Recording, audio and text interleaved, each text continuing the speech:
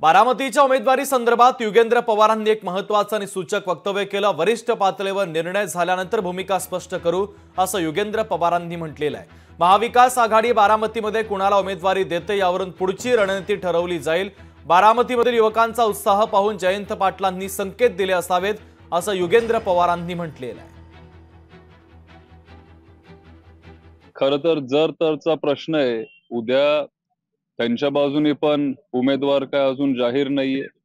इथं आपल्याला सगळे जे आपले मित्र पक्ष आहेत त्यांच्याशी बोलावं लागेल। पवार साहेब असतील, जयंत पाटील साहेब असतील, सुप्रियाताई असतील, हे सगळे जे आपल्या पक्षाचे ज्येष्ठ नेते आहेत ते बसतील, ते ठरवतील आणि एकदा त्यांचा निर्णय झाल्यावर ते आम्हाला सगळ्यांना सांगतील, आम्हाला विश्वासात घेतील।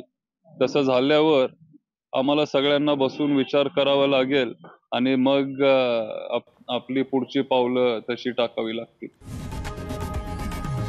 लोकशाही मराठी ऐका, पहा, जागरूक रहा।